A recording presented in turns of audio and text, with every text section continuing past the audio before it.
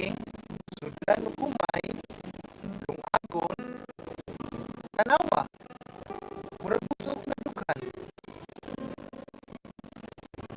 ug kani makahupay sa kagutom.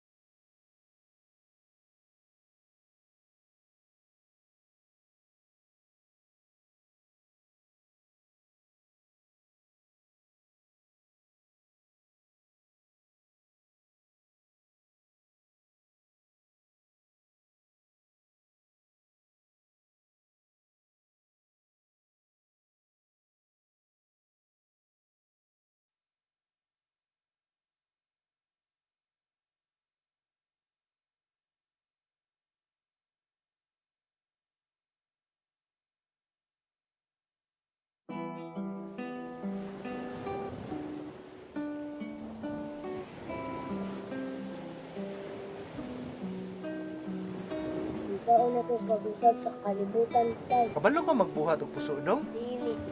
Maglala ka og lukay, magbuhat ka og kasing-kasing, sudlan ug humay, lungagon, tanawa, murag busog nga dughan. Ug kani makahupay sa kagutom.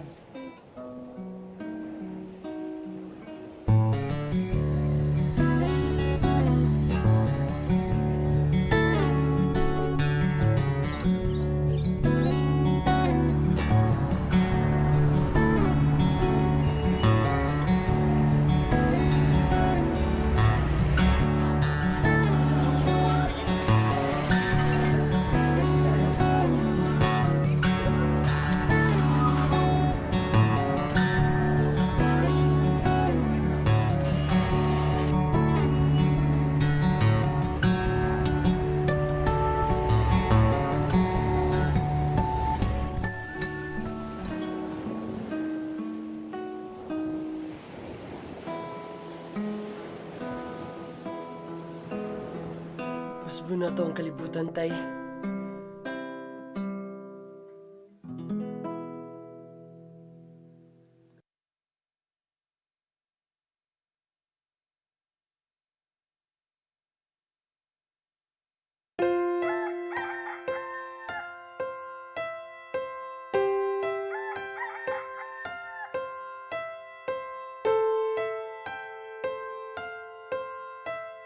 Kung gusto nimo, makabot ra gyud nimo. Maningkamot lang gyud ta. Kinahanglan, lig-on gyud ka.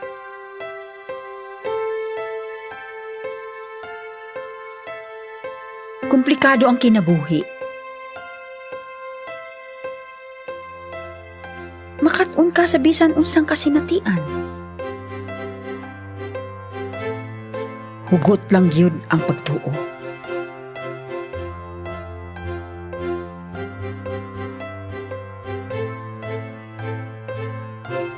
Sa ngadto-ngadto, ligunon ka sa panahon. Manggihatagon ka.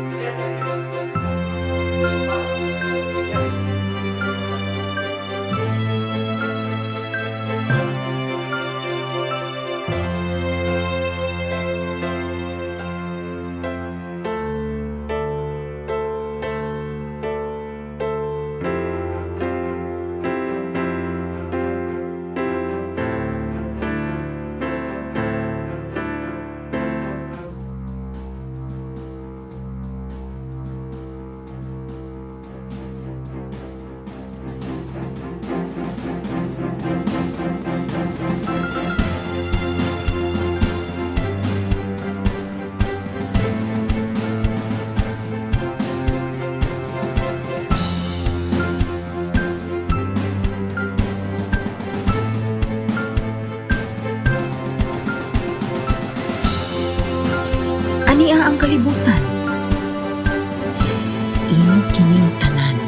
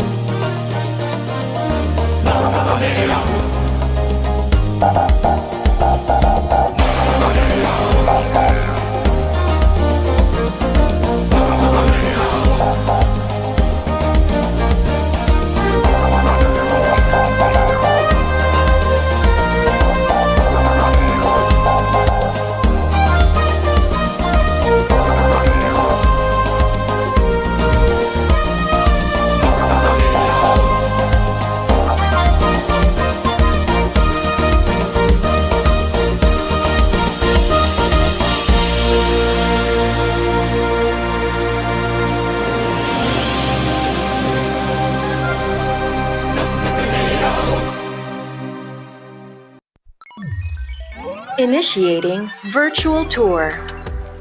And we are live! Actually, this is pre-recorded. Hello there! You made it! Welcome to the virtual tour of the University of the Philippines, Cebu. I'm Annie, and I am a proud alumna of UP Cebu. And between just you and me, I had the best 4 years here in UP Cebu.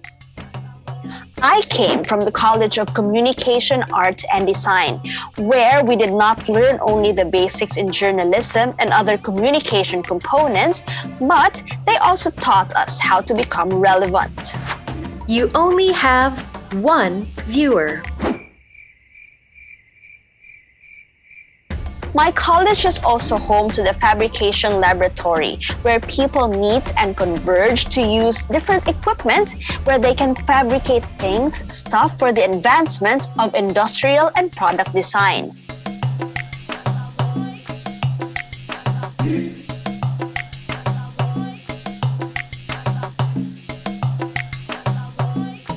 All of this comes from the creativity of the Fine Arts program itself. Hey, Sean, why don't you tell them more about the Fine Arts program?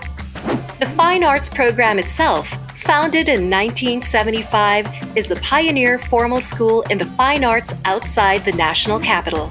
The college is also the host to nearly half a century-old annual painting competition, Jose Hoya Awards, in honor of the famous national artist Jose Hoya, and from whom UP Cebu's Jose Hoya Gallery was named after. As the campus of the premier university here in the Visayas, we have to be good. No, we have to be better, or even we have to be the best, not only in the humanities, but even in the sciences as well. Isn't that right, Sean? That's right, Annie. In 2014, UP Cebu CENVI, or the Central Visayas Center for Environmental Informatics, came up with high-resolution maps using LiDAR technology. The use of this technology by UP Cebu CENVI provided government agencies with accurate data for more precise community flood risk assessment and management. This helped local government units make informed decisions based on data science and, in the process, maximizing their financial resource utilization. And in the case of the Naga Cebu landslide of 2018, UP Cebu CENVI's use of LiDAR technology allowed for one of the fastest search and retrieval operations in a disaster in the Visayas. Helping the community through the sciences is very fulfilling. But we were not just exposed to that. We were also exposed to the social sciences, from political science to psychology, and all of these concepts helped shape our mindsets to become better citizens. In fact, the College of Social Sciences articulates and addresses global challenges. The college offers comprehensive and appealing programs for high school, undergraduate, and graduate students.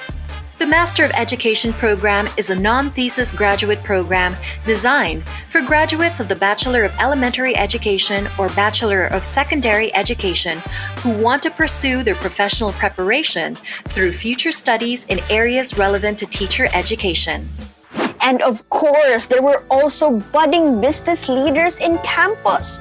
They were the ones who had the nose for business but had the big heart to be of service.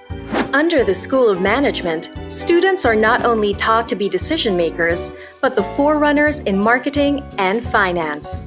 It also hones those interested in further studies of this field through its Master's in Business Administration program. Today, I am now a practicing broadcast journalist, an opinion columnist, an entrepreneur, a teacher, a better person, really. All of this because of my training and experience at UP Cebu. Nurtured to create, inspired to innovate, destined to serve. We at the University of the Philippines Cebu are driven by academic and operational excellence. And that's it. Thank you so much for joining this virtual tour. I'm so happy you took part. Oh, look, Sean, a lot of people are tuning in. But the tour is over.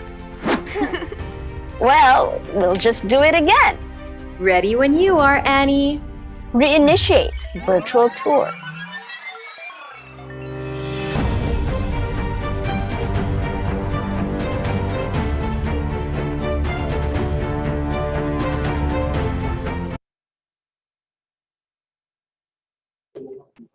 Good afternoon, everyone, and welcome again to the series Patent 101, Understanding the Process.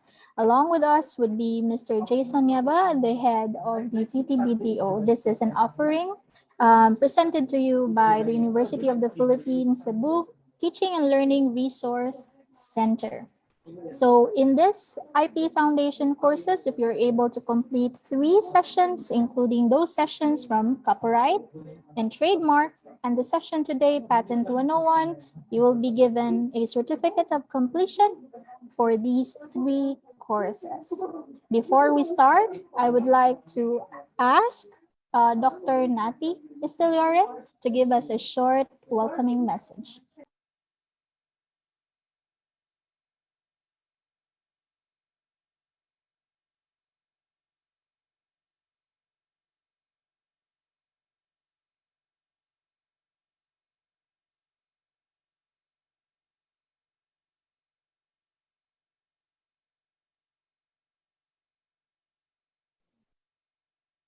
Okay, so while waiting for Doc Nati. Yes, Doc Nati? Hello, sorry. Once again, mahayong hapon sa tanan.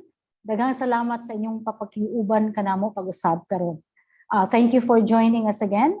This time in the third and last session of our webinar.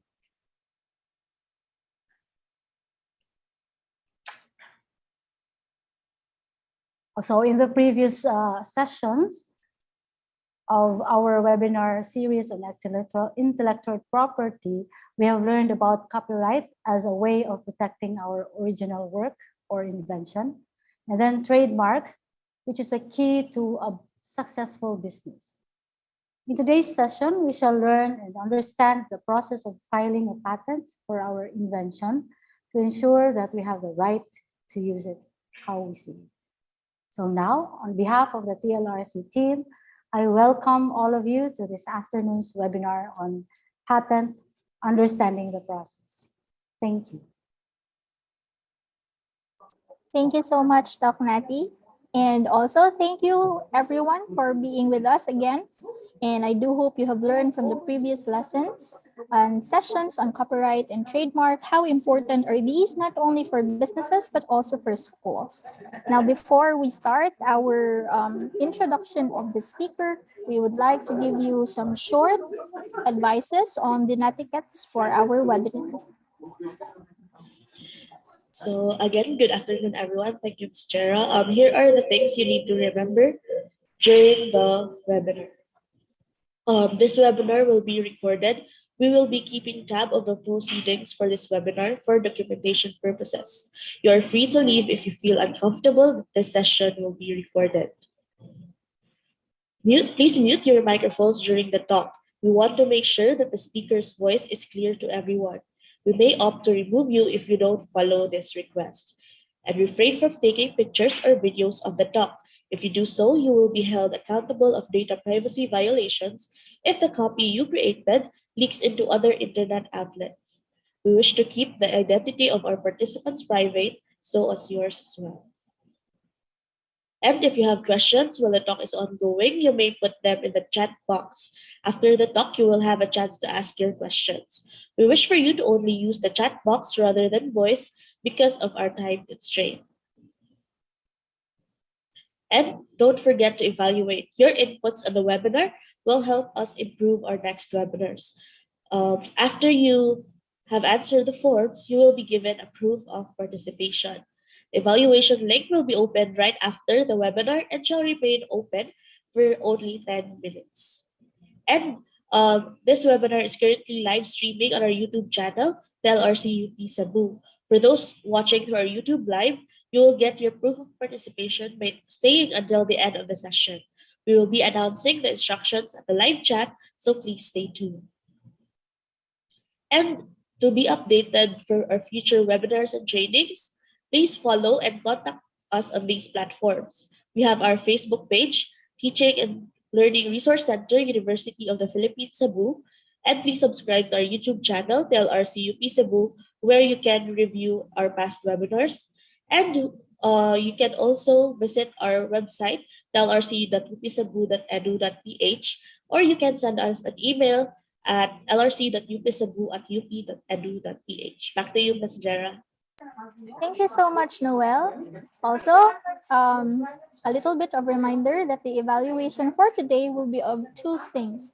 The first one is for your certificate of completion, and the second one is for your certificate for today's session. So before that, I would like to call on Michael to introduce to us our speaker.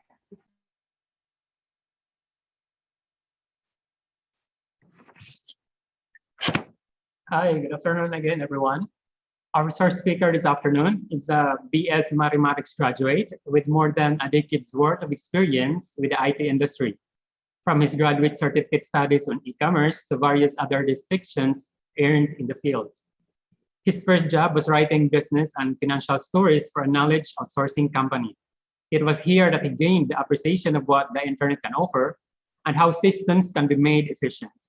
After that, he served as a faculty member of UP Cebu, during which he selected to be part of a group that would attend a series of trainings conducted by the Intellectual Property Office of the Philippines. This would later turn out to be the ITSO, with UP Cebu being one of those in the first batch. He would later pass the patent agent qualification exam along with 4 other colleagues in the university. He left UP Cebu to work in the private sector as a data analyst and as an intellectual property specialist for business process outsourcing companies. He then returned to UP Cebu initially as a consultant and then later working under the Technology Transfer and Business Development Office. He would expand his knowledge in intellectual property by completing trainings on IP licensing, IP valuation, IP management, and software licensing. As the patent officer of UP Cebu, it is his job to ensure that the intellectual property rights of UP Cebu and its constituents are protected. This responsibility is extended as well to the clients of the university. Currently, he's helping various startups and protecting their various products and inventions. Everyone, let us give a virtual applause to Mr. Jason Nieva. Good afternoon, Sir Jazz. Good afternoon, Sir Jason. Sarah, as always, thank you for that warm introduction, Michael. No? So again, I'd like to thank the TLRC for this event, Professor Jera, Professor Nati, and its staff, Sir Michael and Ma'am Noel. Okay, so let me share my screen. Wait.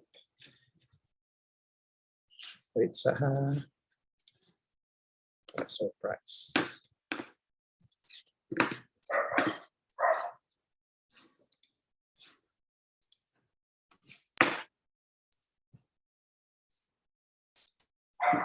Okay, so again, good afternoon, everyone. So today we'll be talking about patents. No, in general, we'll discuss a bit on what is it all about. What are the requirements in order for an product, no, or output to be considered for patent protection.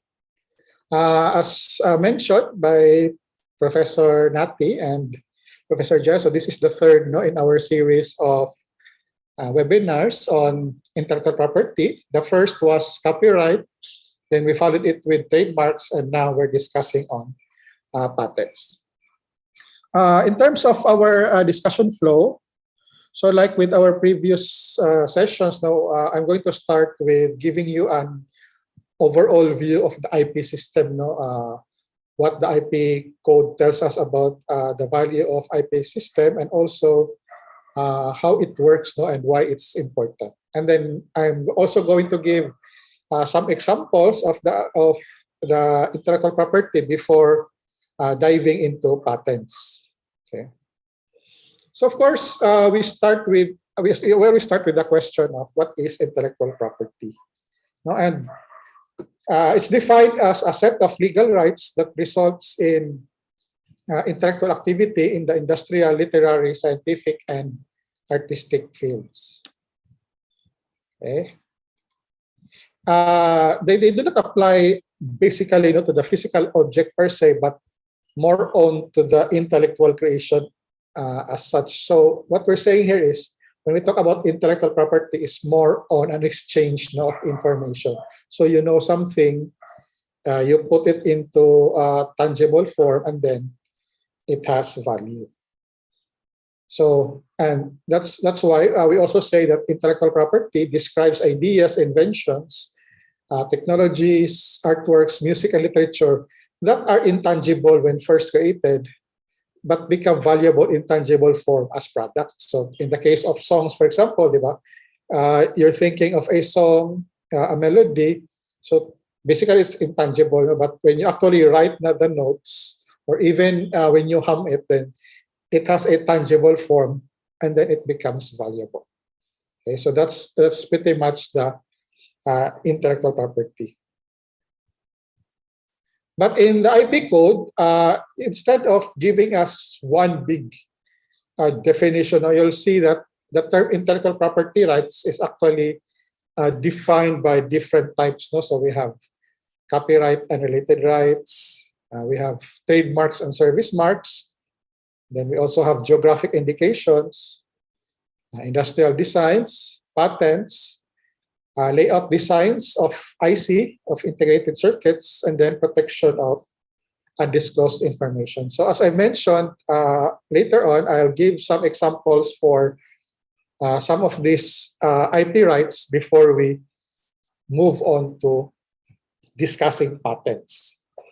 But before we even begin to appreciate patents and IP rights in general, it's important to take a step back and look at the IP code, and specifically on the declaration of state policy. No? And for example, it says that the state recognizes that an effective intellectual and industrial property system is vital to the development of domestic and creative activity, facilitates transfer of technology, attracts foreign investments, and ensures market access for our products. So what this is saying is that the government knows that intellectual property really has economic value. No? That's the big takeaway from that declaration. And because of that, the government shall protect and secure the exclusive rights of creators to their intellectual property and creation, especially when it's beneficial to the people. And of course, for certain periods as provided. So generally, no, intellectual property, it expires na my term lang siya before it's one. The only exception to that is trademark, which is renewable after a certain number of years. But generally, when we talk about IP rights and protection, it has limitations. And then it also declares that the use of IP bears a social function, and to this end, the state shall promote the diffusion of knowledge and information for the promotion of national development and progress. So this is precisely the reason why we say that intellectual property should be limited. So for example, copyright has the protection given is the life of the author plus 50 years. And the reason for that is because when the copyright expires, the creation becomes part of public domain, which means everyone can now use it or can improve on it. No? Meaning, you have to promote diffusion of knowledge and information in order to promote progress. Kasi di ba, if only yung mga patents, yung mga copyrights, then there's going to be no point in creating something new. Kasi di ba, they're holding the copyrights or the protection of that particular product. So, can you imagine, for example, if the protection for the telephone was unlimited, no time frame. So it's possible that there would be no smartphones, for example, invented unless you have to pay the inventor of the phone, not telephone. So that's the idea behind intellectual property. And because of its importance, it's important as well to streamline the administrative procedures when it comes to registering for intellectual property rights and to liberalize the registration. So meaning, It's not saying that it's affordable, but at the very least, it has to be fast and it has to be it can allow anyone not to file. So that's the idea with intellectual property. So the question then is, if you have an intellectual property, why are you not, or you have a creation or a product or invention, why are you not filing for intellectual property protection? So that's always the question, no? Because yes, it's expensive, but at the end of the day, if it's really valuable, then you stand to benefit from it. So with that, basically, what we're saying is that you imagine, if you're the creator or the inventor, and then you have this idea that you want to share to the public, diba? So what's going to happen is, if you're just going to sell it to the public or make it known publicly, some other people will get your idea and then have their own version of it. Now they're going to probably sell it. So what's going to happen to you is possible na pwede na you're going to be discouraged, diba? Kasi you put in time, effort, resources only for other people to benefit from it. So that's the problem, no, if you just go directly, for example, to sell your product to the market. So what happens is, for intellectual property, the creator or the inventor will go to the government and share the information about their creation to the government, and the government in turn will give you exclusivity. So there's a certain number of years na ikaw lang ang pwedeng gumamit ng intellectual property mo or ng creation mo. So you can sell it, you can modify it, etc. But after some time, when it expires, then everyone can now access it. So that's pretty much the idea behind that. Why you need the IP system, but at the same time, the IP system itself does not allow for protecting your creation forever. So it has to have limits. Okay, so that's pretty much the beauty, when it comes to the intellectual property. So we now go to some of the other intellectual property rights. So the first is protection of undisclosed information. So this is pretty much what we call as, for some people, you're familiar with this, they call it as trade secrets. No? So unlike other intellectual property rights, you don't need to file for trade secret. You just tell the government that it's a trade secret.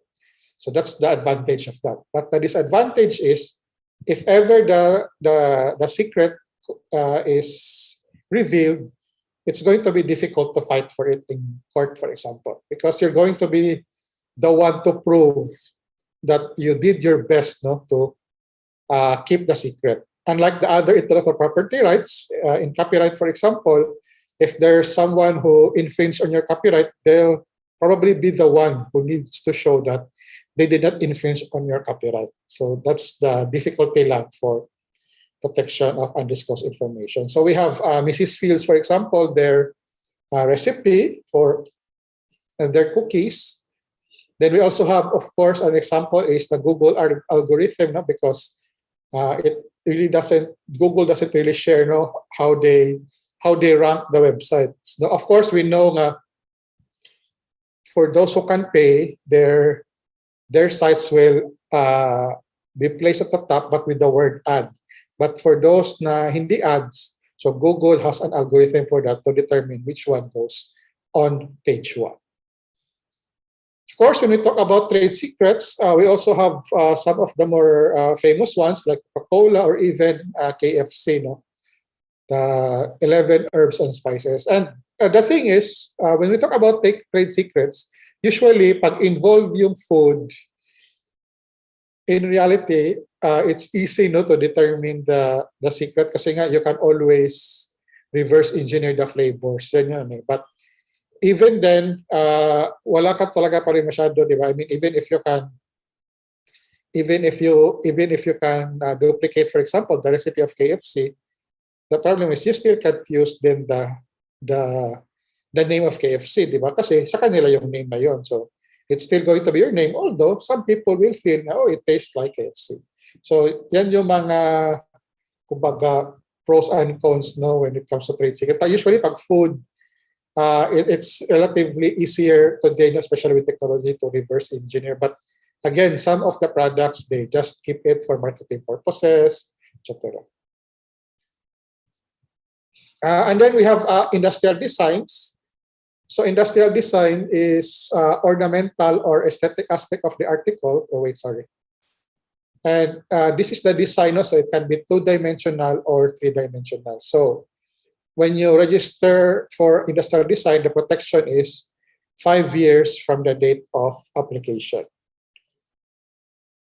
And then it can be renewed for 2 consecutive periods of 5 years each. So meaning you get a maximum of 15 years. So meaning, again, no one can use your design. Again, this is focused on the design and not on the functionality. So, for example, for this lamp, we know one of the advantages of having this lamp device, you can move the arm closer or far away or straight and bend. But again, we're talking about the design. So it's all about the design. The functionality is a different intellectual property, right?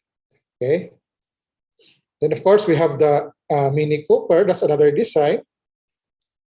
Then, of course, we have this in our Fab Lab, no, in UP Cebu. We have the design of our admin building.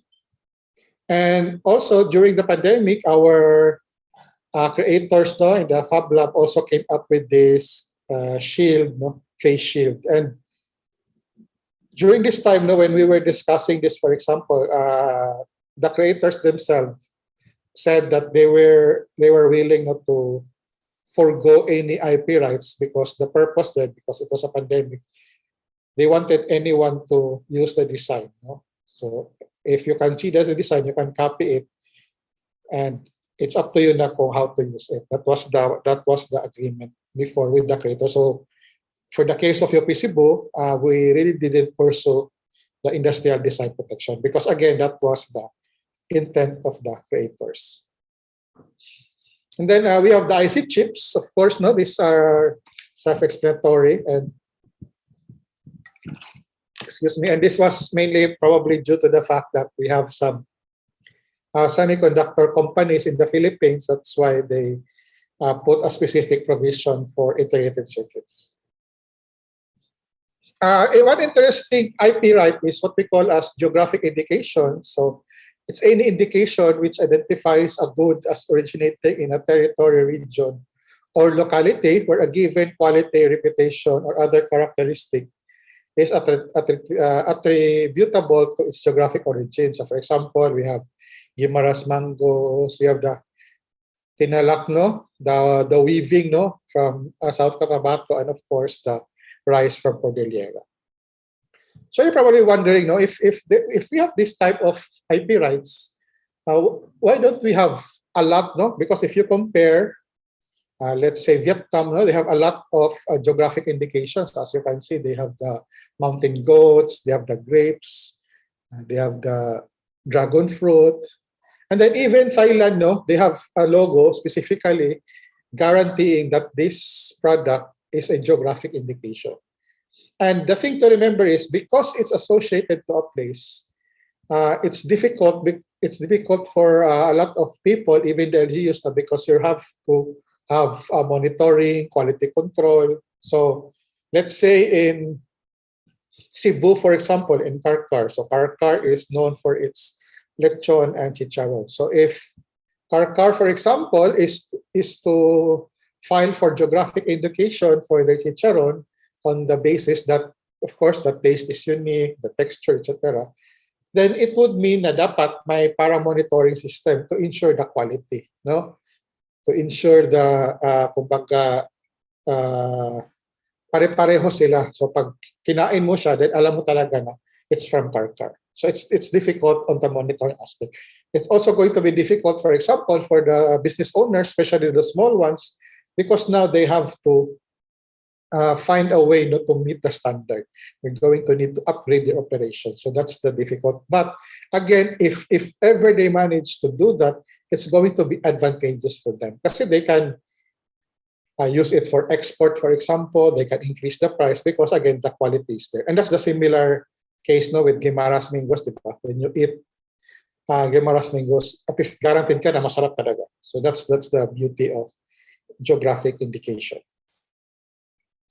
Then we go to copyrights and related rights. So it's the legal protection extended to the owner of the rights in the original work. And when we say original work, it refers to intellectual creation in the literary, scientific, and artistic domain. So while the IP code grants protection at the moment of creation, it's still important to file, because when you reach the court, what's going to happen is the first question usually that the court asks is how to prove if you're the first person or the first individual to make this particular creation. So what's your proof? And usually the filing date, the registration date is a big one. It's a big help. So if you think your song, your poem, or your paper has a really good value, then you file for copyright so that when other people infringe on it, mas madali mo silang habulin.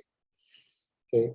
And again, as mentioned, the term of protection is life of author plus 50 years. And the reason we do that is because, again, we want a culture to improve. So in our session on this, the example I gave was Sherlock Holmes by Arthur Conan Doyle.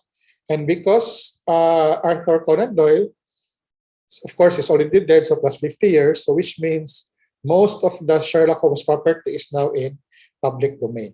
And that's the reason why we can now enjoy different versions of Sherlock Holmes. So remember, we have the TV show by Benedict Cumberbatch, for example, and then we also have the movie by Robert Downey. Then we also have different versions of Sherlock Holmes, like the Japanese version where they had na female yung Sherlock Holmes and Watson. And there's even an anime version. So that's the beauty about getting things on a public domain. But again, you have protection, life of author for plus 50 years, to give you chance to recoup any expenses, any effort, any time that you spent for your property. So that's the beauty of copyright.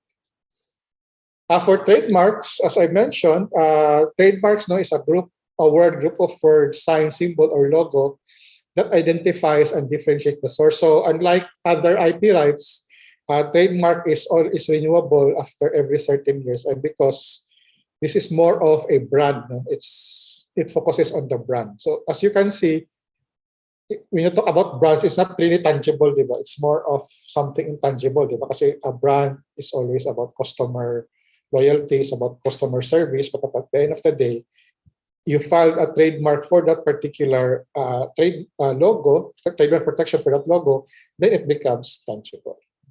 So we're all familiar now. We have a lot of familiar brands. So we have Alaska.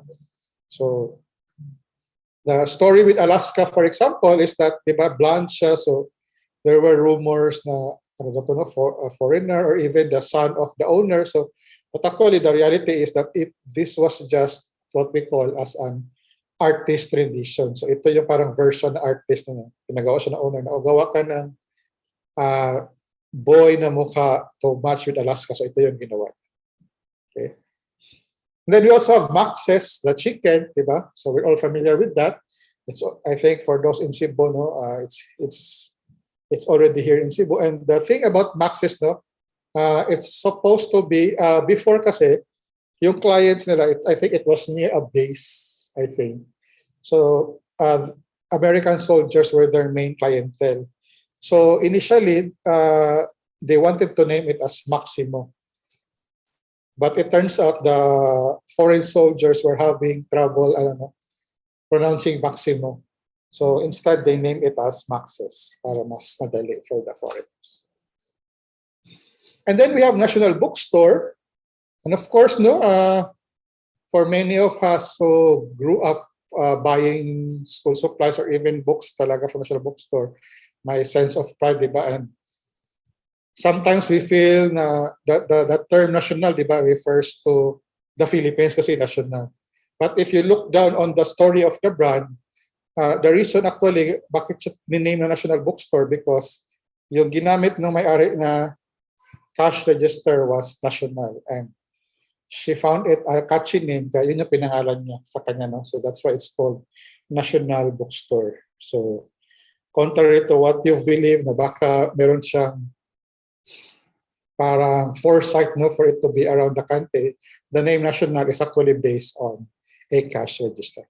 But if you look at these three examples, trademarks tell us na you start small as a business, and then when you become big, the people especially will want to know your stories, and that's the good thing about trademarks and brands. Eventually, it's going to be about the story and not really about the brand itself. No? So Jollibee, for example, we know Jollibee for its chicken and burger, but when you look at the story, the customer loyalty has a tendency to to increase because they learn what has happened before. So that's the beauty of trademarks. Okay, so with that, we've covered the other IP, which means we now move on to patents, and we start with this quote by James Dyson. States that if you didn't have patents, no one would bother to spend money on research and development. But with patents, if someone has a good idea and a competitor can copy it, then that competitor would have to think of their own way of doing it. So then, instead of just one innovator, you have 2 or 3 people trying to do something in a new way. So basically, what it's saying is that the patent system helps promote competition. No? So that's the idea. Sige. So I think Michael and Noel lang na will assist. Okay. You just put in the chat. So what is this invention? Sige daw. You just put in the chat now what do you think it is, and then Michael and Noel will help me by just reading the possible answers. Okay.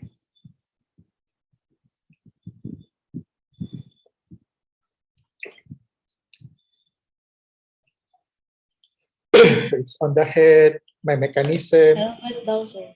Helmet. Of course. GoPro. There's a GoPro answer. And a helmet as well. Helmet. So yes, it's helmet, but what's the function of the helmet? So this is actually what we call as a saluting device. Kasi diba, during the late 1900s, also yung diba yun, you nod your head and then itip mo yung hat. So the purpose of this patent was hopefully to automate, no? So instead na you hold your hand, automatic na siya na yung magtitip. O diba? Kasi gano'n ka-tiring siguro mag... It's reminiscent of its time. Yes. Sige, this one. Okay. Let's look for the answers from the chat box. So what do you think is that? It looks like a spectacle. So it has something to do with the eyes. Yes.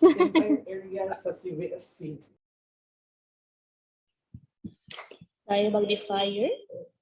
Eyeglasses. Eyeglass. It's small. It's for animals actually. Oh, is it for dogs? No. No. So it's actually for For chickens. kasi 'di ba when you have a tendency na mag-aaway sila. True. Takpan mo yung mata para they don't each other. And hopefully to minimize.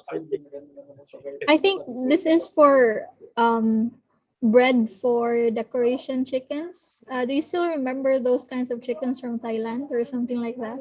Diba? They have the same kind in Europe. Yeah, so they cover the eyes para hindi mag-away, di ba? Especially a lot of chicken. Very interesting. Finally, we have this, which is very familiar, no? It's a crude. Yeah. Everyone is familiar with this one, I think. It's a drone, di ba? But you'll be surprised that it's actually 1962. It's an old patent. It's one of the first about the drone. So the drone, the system of the drone itself is actually, it was applied for 1959. and then approved in 1962. So it's not really new, no? So it's safe to say it's not really new technology, contrary to what we know. Parang, oh, there's a drone. That's actually not new. Okay? Sige. Now, the thing about, I don't know, one of the confusions that arise when we talk about patents, for example, is the idea of what's the difference, no, between innovation and invention, because there's a tendency kasi to how do you call it, interchange the two. But in order for us to appreciate better IP rights and innovation in general, we need to find a way, no, to differentiate these two terms, no? And if we look at the Innovative Startup Act, okay, it defines innovation, no, as the creation of new ideas that results to the development of new or improved products, processes, etc. And then it also defines later what's an innovative product, what's an innovative process, what's an innovative business model. And as you can see, there's always the term na new, no, a good or service that is new, a new or significantly improved product. Innovative business model is an organizational method in business. So that's that's under the Innovative Startup Act. Under the IP code, it really doesn't define an invention per se, but instead it tells you what kind of invention can be patented. That's why it says a patentable invention. So it's any technical solution of a problem that is new, involves inventive step, and is industrially applicable. And again, we go back, no, to the sort of confusion nga kasi pareho pala silang new. So what kind of new are we talking about? Now, when we discuss when we discuss innovation and invention, most articles, no, will tell you na one thing that differentiates them is that an invention is something new, while an innovation is an improvement. Then yung parang, but again, it doesn't go well with our Innovative Startup Act, no, na innovation can still be new ideas. But as you can see from the definition, no, na an innovation, so you have these new ideas, it has to be spread or transferred across the market. So meaning, it has to be something that is marketable. No, na may but when you go to the IP code, again, it also has a provision na is industrially applicable. So again, no, parang meron pa rin silang similarities when we talk about innovation and invention.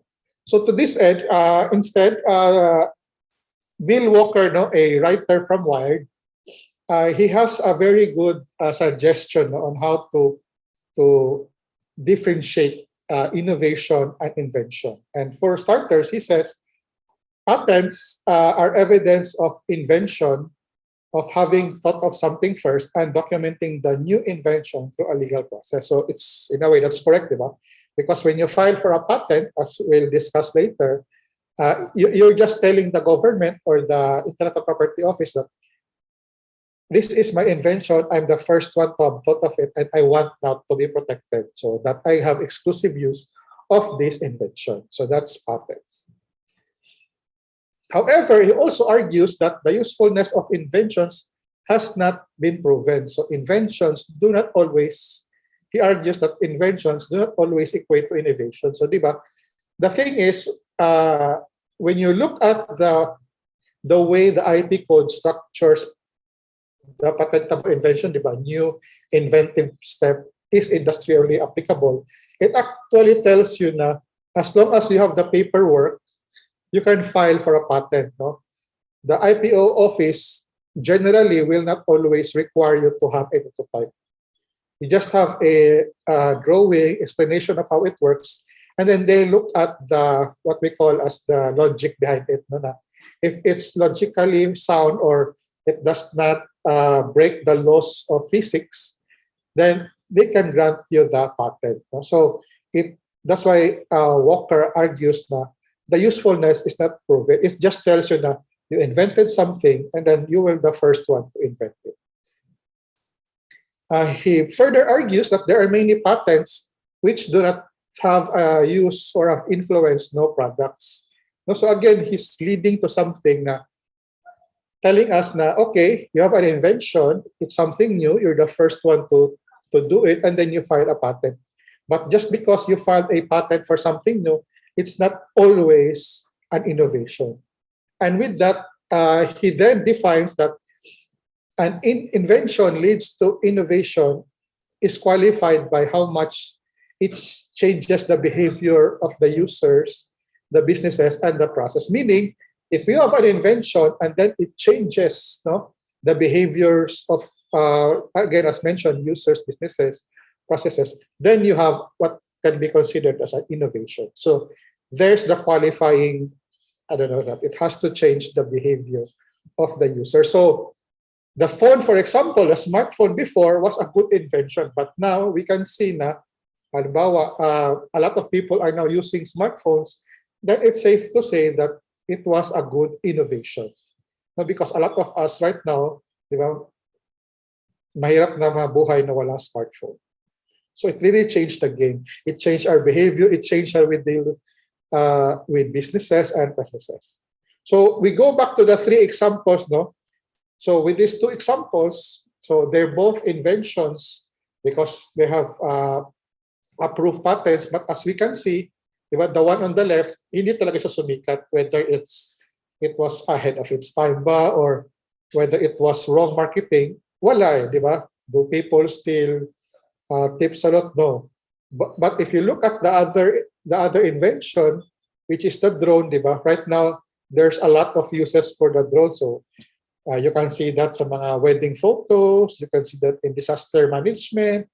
You can see that even in farming. No, so meaning a lot of people have now seen the value of drones. So we can safely say na the drone is also an innovation, whereas the saluting hat is only an invention.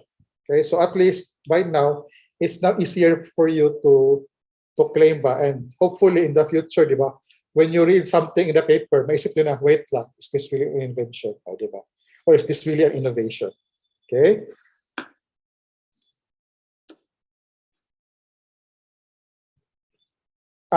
Just a sort of segue, siguro for the drone design, na-expire na kasi yung patent. So it will depend on what will be the agreement of the original designer. No?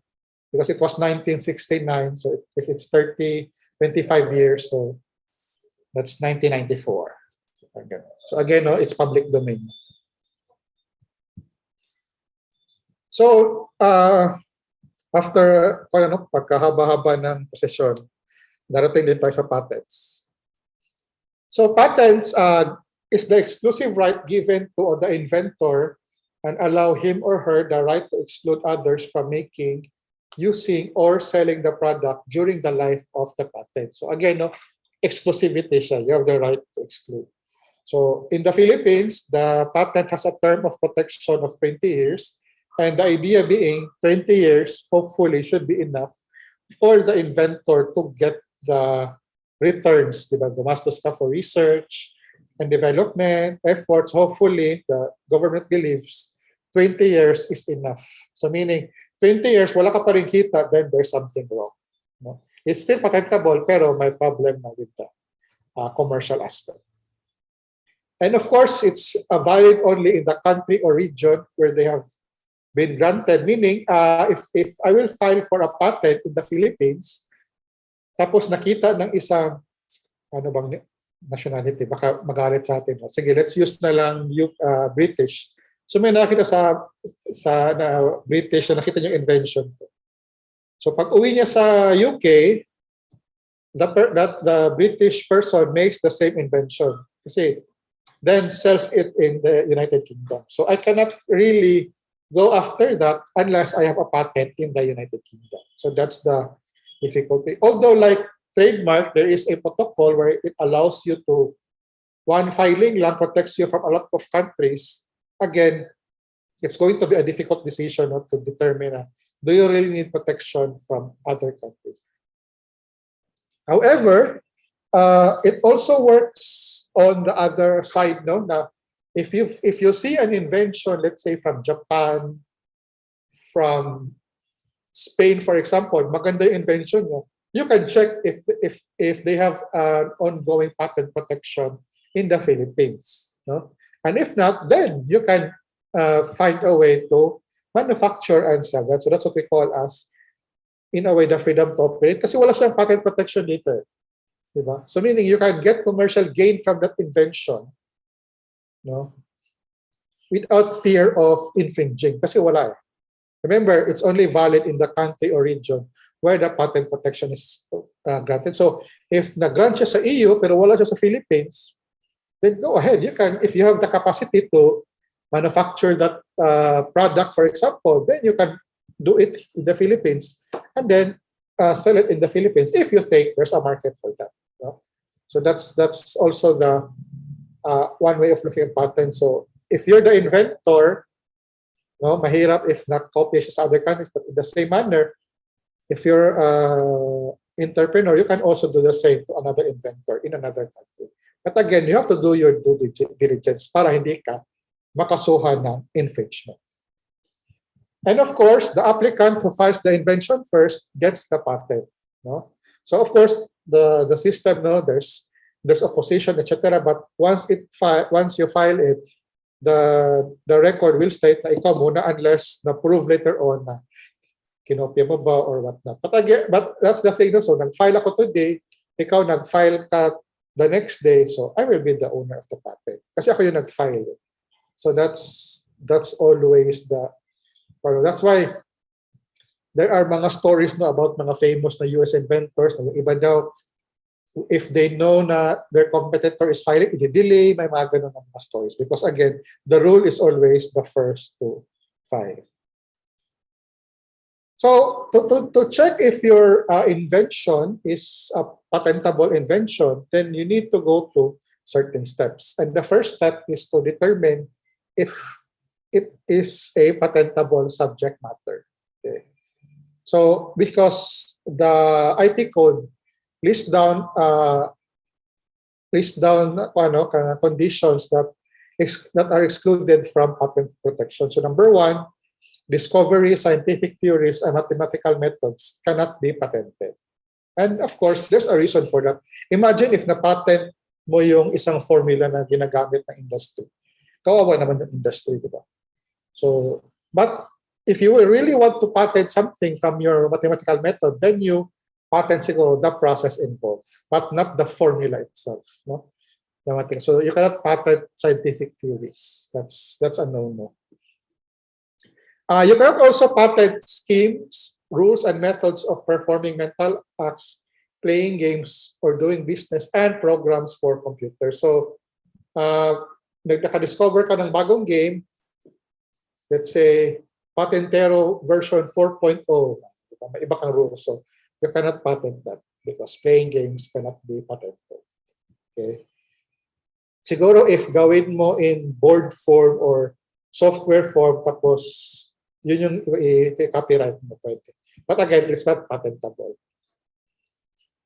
Of course, you cannot patent methods of treatment, no, of human or animal body by surgery or therapy. Also diagnostic methods. Again, because imagine if yung method of surgery na patent na isang doctor. That means anyone that's using that method will have to ask permission not to use it. Kasi na-patent na. So, it's not allowed. You cannot patent the method for that treatment. However, you can patent products or composition for use in the method. So, if gumawa ka ng scalpel na sharper, then you can patent that. No? It's possible to patent that, but you cannot patent the method. Okay, so methods for treatment of human or animal body by surgery or therapy. But again, it does not apply to products. So at least if you're in the medical field, there's still room for you to come up with inventions and innovation. You cannot also patent plant varieties or animal breeds. There's a separate law for that nowhere. You can register new plant varieties or essentially biological process for the production of plants. But it doesn't apply to microorganisms or non-biological processes. So you can patent the mga microorganisms. No? But for plant varieties or animal breeds, mahirap talaga siya. Of course, you cannot patent aesthetic creations because as mentioned earlier, this is for industrial design. No? So bawal siya. It's not under patent but under industrial design.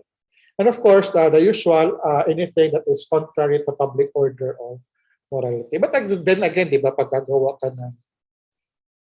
ng, ano ba yun? Virus, no? That will make humans into zombie. Hindi mo siya patent, di ba? I mean, even if you do, what it says is that if you patent such a virus, of course, it won't be approved. But in the first place, di ba, pag gagawa ka naman ng ganyang virus, why would you patent it? Okay? So with that, you have patentable subject matter. So if pumasa ka, your invention is not in the list, so check ka na sa first stage, check. So we now go to novelty. No? So you now check for novelty. And when we talk about novelty, it's about an invention shall not be considered new if it forms part of a prior art. So prior art consists of everything which has been made available to the public anywhere in the world before the filing date or the priority date. So in the test for novelty, only one prior art is to be considered and combination of separate items are not allowed. For the second part, no, so meaning everyone, but the beauty about this system, the IP system, is that it gives you time not to file. So let's say, ikaw as for those in the academe, no, you have a really good research output na may potential for a patent, or maybe you're advising the students. Siyempre, tapos na yun, nagmamadali kayo, so you present it at a conference. Usually, you have mga 12 to 18 months to file. Because otherwise, if you did not do it during that period, so it will become part of the prior art. So meaning, let's say, ano ba ngayon? Today is June. So let's say, nag-file ka December next year. So most likely, 18 months na, or let's say, lampas na ng 18 months. So which means, when you file for patent protection, no, patentability, check ng office, IPOPhil, okay, patentable subject matter ba to? Yes, may pasa. Then, they go to novelty. Then, pag check nyo sa prior art, they'll say, oy, this was presented pala in a public conference. So check na yung parang dates. Paglampas, then they will say na, we cannot approve your invention because it's not new. And the evidence would be the same invention that's presented. So you have to be very careful when you present. So for some schools, what they do is, for example, thesis, and then you really have a good product, tapos gusto mo na you want to move forward with the IP, so you either limit the audience or lahat sa audience na ibabaw, papirmahin nyo ng non-disclosure agreement. So at the very least, you can claim to the IPOPhil na we did our best man to protect. So it's not, yes, it's public as is defined as, I think, more than 2 or more than 3. No? So you can say na yes, it was in the public, but we have them signed for non-disclosures. So at least, there's a chance na hindi siya ma-perform as part of prior art. So again, no, if it's possible na yung sarili mong invention is going to be considered as part of prior art. So be very careful, especially when you're presenting research in conferences. Okay, let's say example, no? So, oops. Let's say this is my invention. So I have a pug. So this cup has one extra feature, which is meron siyang cookie holder sa baba. So when we talk about novelty, you find a nearest, I don't know, so you compare, okay, you compare it with the cup. Okay, itong cup na to, cup lang siya. Yung sa akin, may lalagyan ng cookie. So again, with that argument, it's safe to say na no value yung product mo. Diba? It's new. Because it's not similar to prior art. So sabihin ng isa, but we have this cup na meron siyang feature din gaya ng cup mo. So titignan mo, okay, pareho kami na may extra feature instead of just cup. But what is your feature? It allows you to hold a cookie The other one, sasabihin niya if base sa temp, di ba, full or empty, but if puno ba or wala nang laman. So both cups have extra features, but those features are different. So again, you can argue that your product is novel. Okay.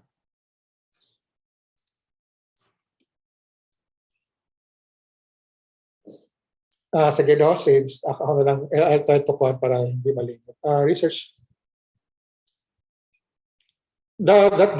So sir, the technique there no is not to reveal everything.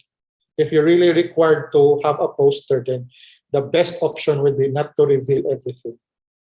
Parang tease lang siya. So parang poster ba, you just tease, just show the results. You don't actually show the actual product. Parang ganun. No? Yes, pwede. You can exclusive with the formulation. You can get the results. Halimbawa, we tested it on, we held a survey. This was the result. They were satisfied, etc. But you can hide the formulation on the grounds that you're going to file for patent protection. Okay. So going back sa yung temp, mayroon ka ito, nag-measure sa ng temp. So my invention is I have a cup na yung material niya measures heat, no? A certain material. So i-compare siya ngayon to some other cup. But this cup, while it also measures heat, hindi siya material ng cup, at meron siyang parang thermometer sa labas. So you have a cup, pretty much the same features, which is to measure no, kung may init ba or may laman ka ba, but the way the features are done is still different. So again, you can say na meron siya novelty. Okay. I mean, don't these are just examples. In the end, if you're going to file, it's always if you have an IP office in your university, for example, they'll be the ones actually to do this. So don't worry too much. This is just to help you know, just get an idea na why you need to do some prior art. And when we talk about prior art and invention, it's always good to especially in manufacturing, because halimbawa, if yung prior art mo is you're claiming a material is made of aluminum, ang prior art, pero yung invention mo is about metals, then chances are you're not going to be approved for novelty. So hindi siya novel kasi nga parang nag-start your generic tapos yung prior art mo is specific. But if baliktad siya, if yung prior art mo is metals tapos yung product mo is specific aluminum, mas malaki yung chance na for it to be approved as a novelty. So prior art, generic, invention specific, mas better siya. Okay, so ang material dito is any type of metal. Sa'yo, nag-focus ka on copper, there's a chance. No? But if your material is any metal, tapos meron palang prior art na copper, then hindi siya pwedeng ma-consider as novelty. So especially for those in the engineering sector, no, na you're going to be dealing with metals or even sa mga chemicals, no. So be careful. Mas better na yung invention mo is specific than your prior art is generic. So mas madaling matanggap. So usually it's for some students, no, I always say that it's a bit like looking for your RRL, but the difference is you're really checking if it's been done before.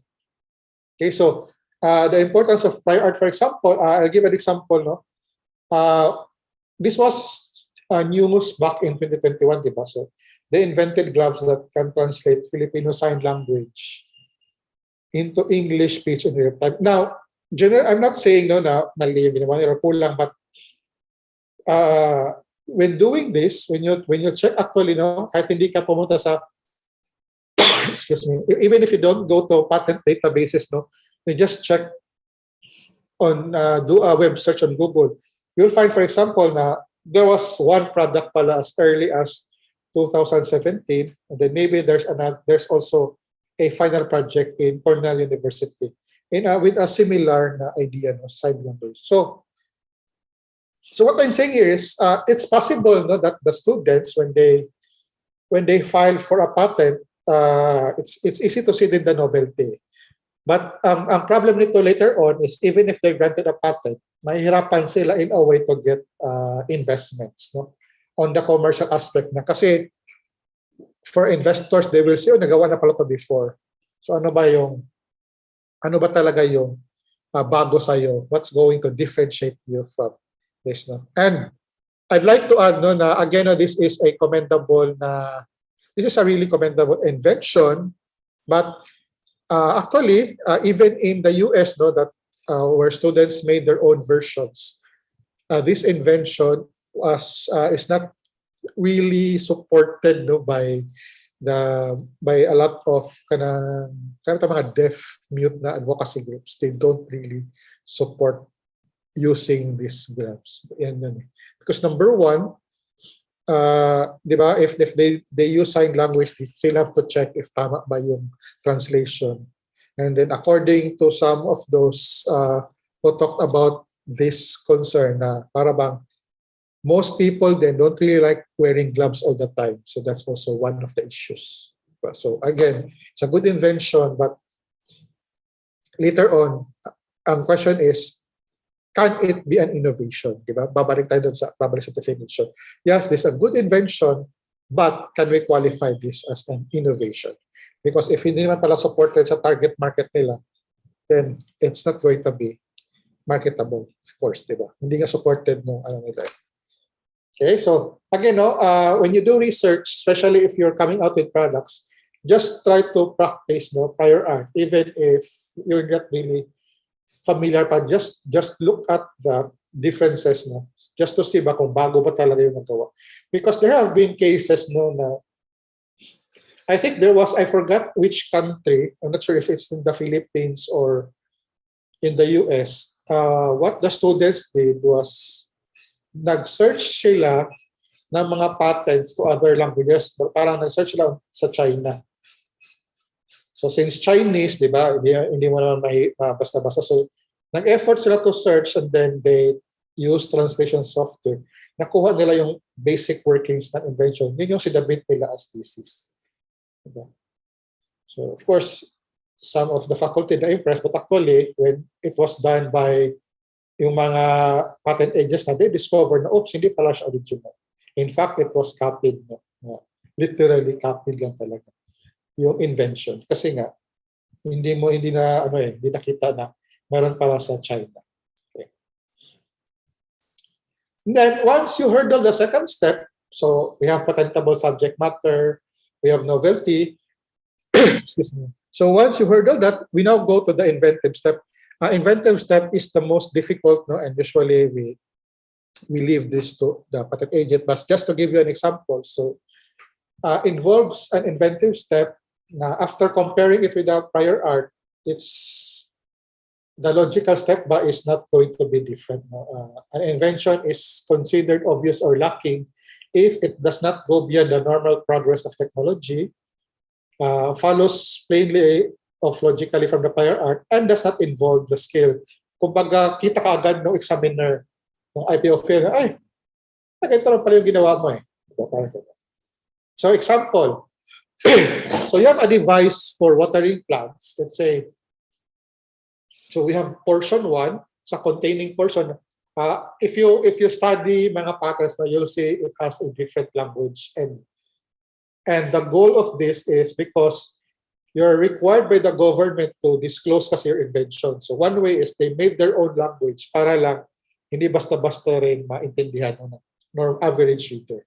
So okay, so we have one containing portion. So, and then we have a handle, which is on the side. We have an opening with a lid, which is the number 3, and then we have a spout. Okay. So if you're going to check, sige, it does not iba siya, no? So, it's a patentable subject matter kasi hindi siya nag-qualify doon sa mga nilist natin. So, it passes step 1. So, step 2, when we look for prior art, we look for any other similar, not necessarily ito lang, no? So, we look for other na mga containers. And when we look at that, we see the nearest one is letter E, diba? Because it has a containing portion, which is the body, it has a handle, it has an opening with lid, and it has a spout. Now, when we compare it with our invention, we say na ang spout sa invention natin is, di ba, parang pointed. The other one is curved. In addition, the handle sa invention natin is sa gilid, but sa prior art is nasa taas. Okay? So we can say na, okay, it passed the patentable subject matter. It also passed in novelty. It's still new kasi iba eh. Curved yung sa prior art, sa atin straight. Then, sa isa is nasa taas yung handle, sa atin is sa gilid. Okay? So the question is it inventive enough, di ba? Na, okay, you have different purposes, but the goal is to, di ba, to pour out liquid. So if you were the examiner will probably say na it doesn't really have any inventive step because, di ba, iniba mo lang yung location ng handle. Okay? Kasi pinilagay mo lang sa gilid, imbes na taas. Now, let's say the only way for you to pass this stage, to pass this step is if you can explain na merong benefit ang paglagay ng handle sa gilid in connection with how the spout is shaped. No? If you can explain that, then it's possible na papasa ka sa inventive step. So you have to explain na para mas madali bang hawakan, mas madali mo. So you have to really explain how everything works, na hindi lang siya basta-basta ganun na sabihin. And if the intellectual property office is satisfied, then they can consider na, okay, pumasa ka sa inventive step. And also, that's I always tell clients, no, that's also the good thing about the IPO office is if they think na hindi ka pumasa sa inventive step, they don't tell you naman na not allowed na yung patent. No? You can still defend na bakit siya inventive? Bakit siya invention? Is it solving a technical problem? So, yan yung... So, pwede na, halimbawa, yung argument natin is kasi daw, pag binuhos mo, tapos nasa taas yung handle, baka matapon yung lid. So, may mga ganun. So, again, you're allowed to explain. Okay. So, another example is, let's say you have a large umbrella. Tapos yung problema mo kasi, if it's raining or even if it's not raining, hindi mo makikita kung saan ka pupunta, di ba? Sa mababang dagat. So yung solution mo is, lalagay ka ng parang transparent portion para makita ka. Okay? So that's going to be your invention. So if you're going to compare the prior art, ano yung mga nearest prior art mo? So we have this. Okay, so this is the typical umbrella. Sa'yo may transparent portion. So, novel siya. It's something new kasi yung isa, opaque lahat. Diba? But there's also this umbrella na transparent lahat. But then again, this is transparent lahat. Ang sa'yo, may part lang na transparent. So, it's still novel. It's still new. So, pasado ka sa second step. But when you go out to the inventive step, hindi siya papasa. Why? Because, di ba, yung problem mo is hindi ka makakita and then yung solution mo is naglagay ka ng transparent portion. Then of course, the examiner will say, anyone looking at that solution, it follows logically, di ba? Kasi nga, you have this umbrella, hindi ka makakita, nilagyan mo ng transparent, of course, makakita ka na. Kasi may transparent portion na siya. So, parang yung logical step, it follows from the problem to the solution. So, hindi siya inventive. Inventive should be something na parang aha moment yung tawag namin dyan. So still with the umbrella example, let's say umbrella, problema mo is, di ba, kailangan mo ng umbrella stand, tumutulo siya. So your invention is, I'm sure familiar ka dito, it's something like this na pwede mong baliktarin and then you can now, it can now stand on its own. Then, that's a possible na inventive na step. No? Kasi your problem is, hindi siya tatayo, nakahanap ka ng paraan na tinatayo siya. And it's not really logic. It's difficult, diba? Kasi you would imagine na paano mong papatayuin yung umbrella. Most likely, lalagyan mo ng something sa tip niya. But in this case, your solution was para mong finold inwards, allowing for the ridges na siya yung magpa-function as stand. So that's an inventive step. That's a good technical solution to the problem. Kasi pag yung solution mo lang is meron lang siyang built-in na parang square something. So pag patong mo is magbabalance siya, then it's not really inventive. Diba? Kasi kita mo naman, of course, nilagyan mo. But in this case, it's a really good technical solution to your problem. Okay. So again, mahirap siya in the sense because usually, if you're the inventor, kasi, you have this view now of your product and sometimes it takes one or two different people to look at it para makita talaga nila if it can really pass the inventive step na test. And then the third is we have an invention that can be produced and used in any industry, shall be industry applicable. So as you notice, as I mentioned earlier, hindi talaga siya kailangan na may actual ka na prototype kasi puro siya diba? So you have patentable subject matter, novelty, inventive step, and industrial applicability. So you really have you can just file a document as long as they meet these steps, diba? You meet the steps, then it's a patentable invention. So they'll only question you if they think na parang hindi na to possible. Is it really possible? So they will ask you for a prototype. If parang nagdududa sila if it really works as you explain.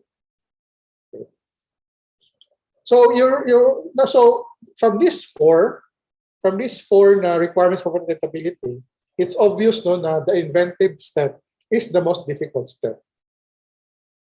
So the advice is usually, I always advise clients that if you have a product, you always file for patent because there's always a chance it gets approved. But the question is, what if hindi siya pumasa sa inventive step? Diba? So pasado siya sa patentable subject matter, pasado siya sa novelty, pasado siya sa industrial applicability. What if bumagsak sa inventive step?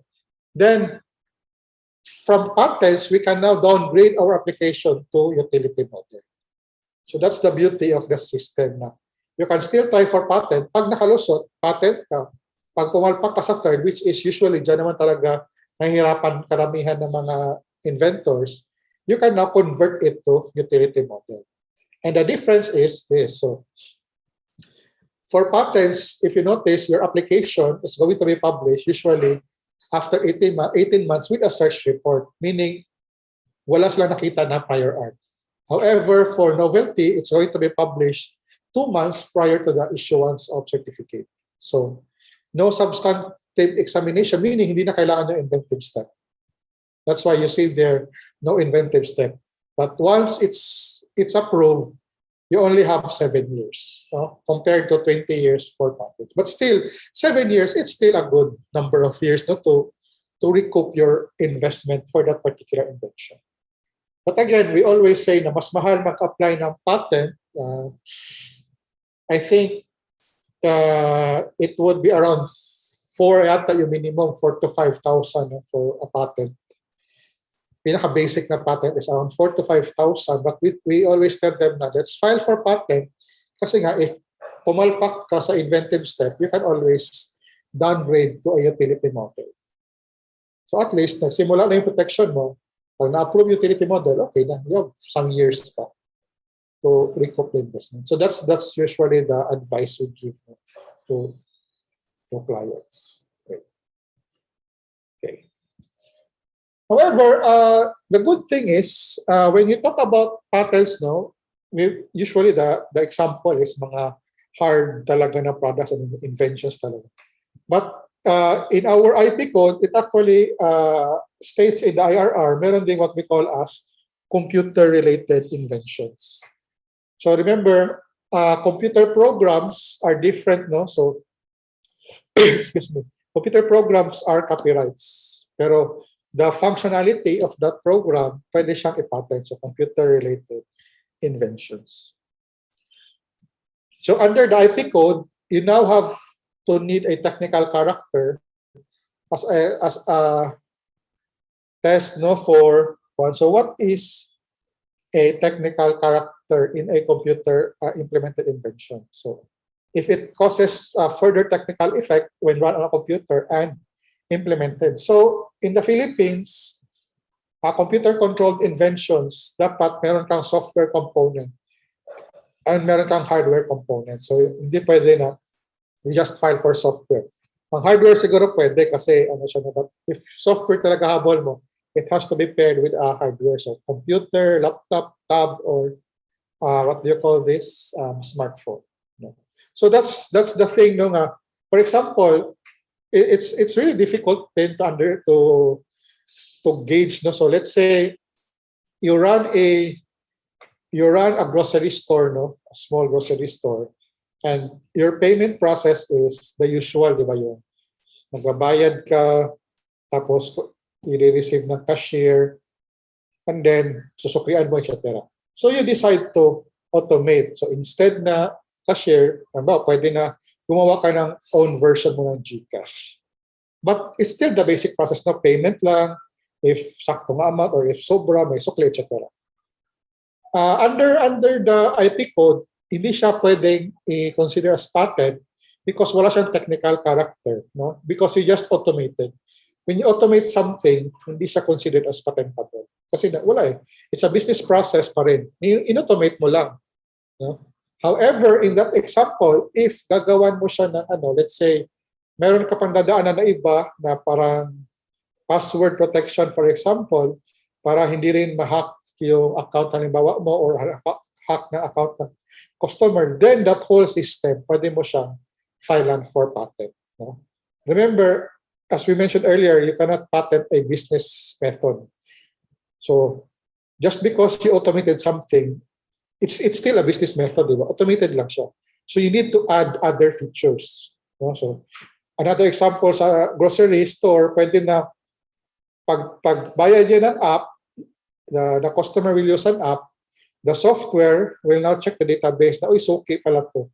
Mag-automatic siya na discount. Then, pwede mo siyang ipatent ang process na yun. Para automatic ba na, matagal itong suki, bigyan ko siya ng 10% discount kasi lagi siyang bumibili halimbawa ng soft drinks. So, automatic 10% discount for this person based on criteria. So, that particular system is patentable. Okay? Kasi nga, may technical character ka na. You have a feature na when you run on a computer. Hindi na siya automated lang. Okay. Sige. We're wrapping up na. So, one good example that I often give is Uber. So in the past, diba, when we want to ride a taxi, usually papara ka ng taxi pag nakita, pupunta ka, pag nakita ka, lalapit yung taxi, sasakay ka, diba? So what Uber did was they allowed this to be in an app. So instead na nakatayo ka lang sa sidewalk, pwede nga nasa office ka muna, tawag ka ng Uber, yung sasakyan, and then pag halimbawa, nasa gate mo na, then pwede ka na lumabas. But remember, what Uber did was only automate the process, diba? Para in-automate lang nila na instead na papara ka, sa phone mo na gagamitin. So meaning, this system itself is not really patentable kasi nag-automate ka lang. Which means you need a technical character and you need to solve a problem. Kasi diba, it's a technical solution to a problem. So sige. So what's one of the problems when we ride a taxi? Diba? What's usually one of the problems? Hindi mo alam kung magkano yung babayaran mo. Diba? Papara ka. Unless of course, everyday ka nagta-taxi, but hindi mo talaga alam, especially if it's a new destination. So what Uber did was that every time you book a car, they will give you the amount, the estimated amount. So at least ikaw, alam mo na, okay, ito pala yung gagastusin ko. So which means this whole system can now be patented. And your argument is that your technical character or your solution, your inventive step, is yung nag-add ka ng computation. You have a certain formula. So it's not a basic lang na ganito kaya. So you can argue na you have a formula, but of course you cannot disclose the actual formula, but the process itself is now patentable. Okay. Now, so Uber started operating, and then along the way, they noticed na one problem was nalulugi yung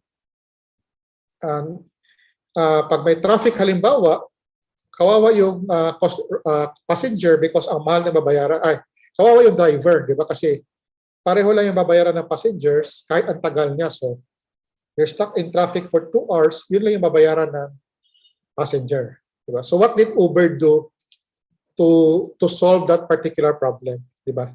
So they added surge pricing, meaning if this particular route is having traffic jams, then it will add some amount, no, to the price. So that addition again, that this particular solution can again now be patented because you're solving a problem na hindi naman talaga makita na. O nga, no? So since kawawa naman yung driver, sige, lagay tayo ng surge rate. So the passengers will also be aware na, okay, ito pala yung rate, ang mahal naman, hindi ko itutuloy yung Uber. Or, sige, okay lang sa akin kasi traffic naman. So, again. So for only this one, you can see na Uber can have at least 2 patents kaagad. Okay? So I'm giving software examples, no, kasi yun yung parang in ngayon. Sige. So I'll give other examples na before we can. So, wait.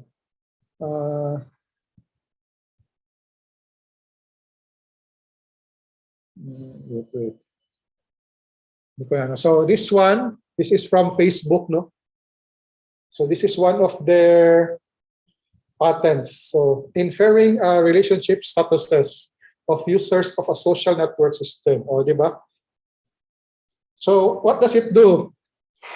Depending on how you interact with another user, even if hindi nyo tinag, the algorithm will find a way, no, to determine if single ka ba, married, in a relationship. Again, based on how you interact with a particular user.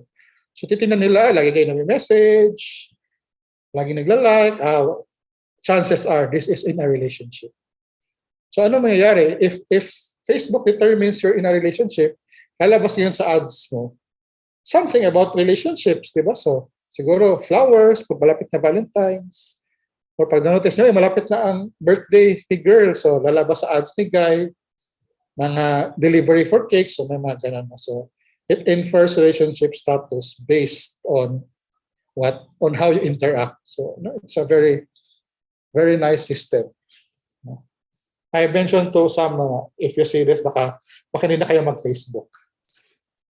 And these are just a few examples. And then, Facebook also has what we call as determining user personality characteristics based on your code. So it's going to determine if anong klaseng tao ka, personality.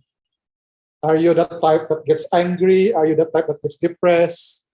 So it's going to use how you use the words, what kind of status ang pinopost mo. So then they will then rank your personality and then siguro lalagyan. And they will also so halimbawa na gets ni Facebook na itong taon to palaging depressed. So the algorithm will now probably Now the algorithm will probably show you ads na pwede therapy or mga aromatherapy, no, or mga movies that hopefully will make you happy. So lalabas yan sa ad. Because the system predicted your personality characteristic. Ito, lagi itong galit. Sige, let's make advantage. Labas yung mga post na tingin nila gagalit ka lalo. Pwede rin, di ba? It's going to make you even angrier. Kasi they notice, for example, na you're the type that gets angry tapos nagko-comment ka kaagad. Di ba? Nagpa-frown face, ganyan-ganyan. So, the system will say, oh, lagyan natin ito ng more content that will make this person even angrier. Di ba? So again, they can. And another example is this. So it predicts life changes of members of a social network system. So are you graduating ka na ba? Are you going to get married? Diba? Again, this goes back to ads. No? So titingnan nila, ito, based sa first na patent ng kanina, in a relationship, tapos mamanotice nila, parang iba na yung conversation nila. So the algorithm will now predict na, mukhang kakasal itong dalawa. Diba? Tapos lumabas bigla sa feed nyo. Yes, accepted my proposal. Alam natin ng Facebook, okay. Lagyan natin ng mga wedding na mga ads. Diba? Employment status, yung mga napopost na pagod na ako, kailangan ko na maghanap. So Facebook will also predict that. No? And then, based on your life changes, will give you mga ads or content. Now, as you can see there, the system updates the user's profile to indicate the life-changing event and provides advertisement to the user responsive to the prediction. No? tingin niyo mamatay ka, yan, lalagay rin yan ng FB. Pero di kasi dyan, if you read the claims, pwede rin, if they think you're experiencing death in the family, then they will also give you the correct one. So again, no, these are just some of the examples that I chose, no, especially sa software aspect. So, kayo na bahala na if you still like FB. And there's also a way, no, they also have this algorithm na they have this patent na if you leave your phone, tapos I think if naka-allow yung Facebook sa mic mo, then nanonood ka ng TV, it will detect the vibrations, no, on the TV and will predict kung anong show pinapanood mo, and then later on, it will come out with content related to that show. So may mga ganun. So again, that's very good. That's very exciting depending on how you view it. But again, these are innovations also kasi they're changing user behavior, di ba? So imagine if you're getting ad content, you change kasi yung behavior. So these are innovations in addition to being inventions. Okay. So I'll end my so that we'll have time for some Q&A, no? I'll end my talk with this analogy, no? So imagine a person, no, throwing a rock on a pond or a lake or whatever body of water you have. So the one throwing the rock, that's the inventor. And obviously, the rock is the invention. So yan yung ano niya. But the ripple effects that come out from the invention is what we call as the innovation. Kasi di ba, it's the way na of marketing kasi the invention on how it changes. So if the invention is the stone, then the ripple effects are your innovation. However, the problem with this analogy is that it forgets one important aspect, no, of this ecosystem, because if you have a person throwing a stone in a lake, there's a possibility na, di ba, may mga tao sa gilid niya or somewhere else. No? Now, this person, of course, sometimes they can see lang, they may not see the stone itself, and they may see the ripples lang, no? So they can see, so in effect, they can see the innovations.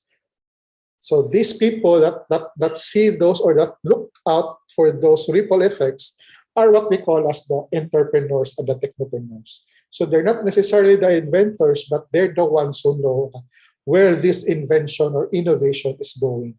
So alam nila yung market, alam nila kung paano, gaano kalaki ang impact nito. So these are the entrepreneurs and the technopreneurs. And with this analogy, what we're saying is inventors can also be entrepreneurs, but usually, whether it's an academic setting or a private setting, it's always good to have partnerships. You have the researcher coming out with a product, but you also have the entrepreneurs that will see if feasible ba sa market kanya product na in-invent.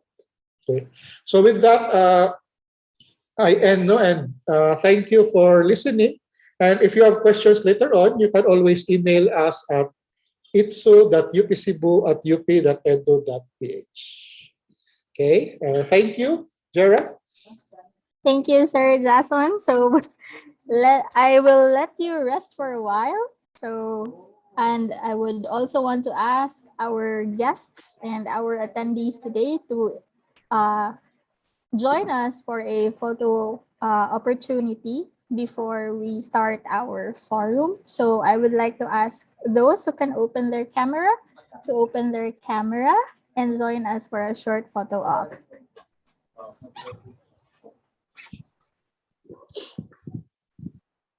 Okay. Noel, will you be the one taking the photos for us, or Yes, is it Michael. Okay. So let's wait for Michael's cue first. Hi. So I would like to request everyone who has cameras to please turn them on. I'll be giving a few seconds for everyone to turn their cameras.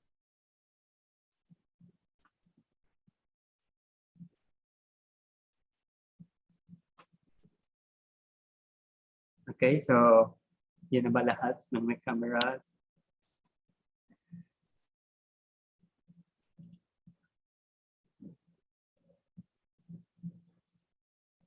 Okay, so 3 slides tayo. So, show your best math lang. So we don't know which slides will belong, okay? So first slide. First slide. 1, 2.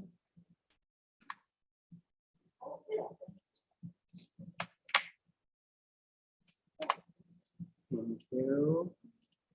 Second slide.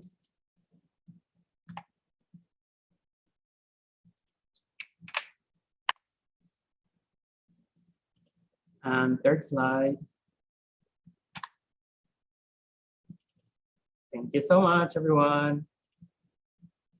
Okay, thank you so much for that, Michael. And before anything else, I would like to say hi to our participants and attendees for this session for our intellectual property and IP or IP rights.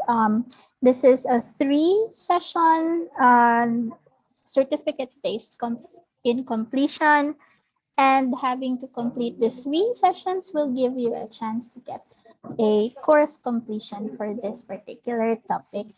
And kanina, we weren't able to say hi to the participants. I would like to acknowledge participants coming from the Zamboanga Peninsula Polytechnic University, State University.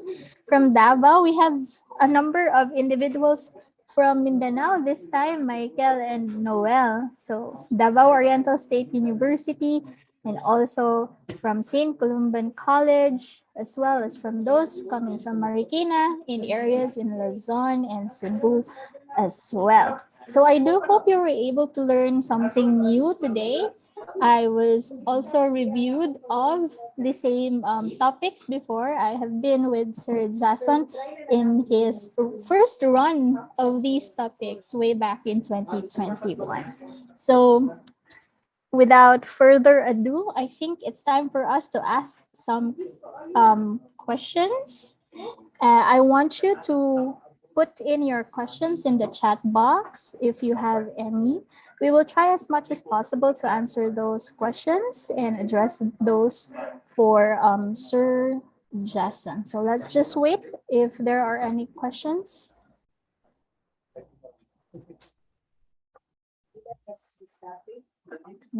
Okay, sir. Okay, so if you have any questions, if also you have questions there over there at our YouTube channel, for those who are watching through the YouTube live feed right now, if you have questions, you may address it directly in the chat box, and Noel will try as much as possible to look into it. Okay.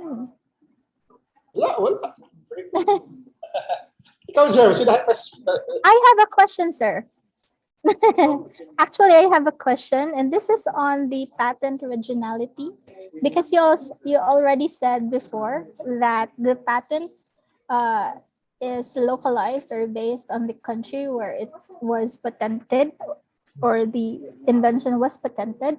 What do you think is the reason behind this kind of limitation, and especially on the terms of the regionality and patent protection?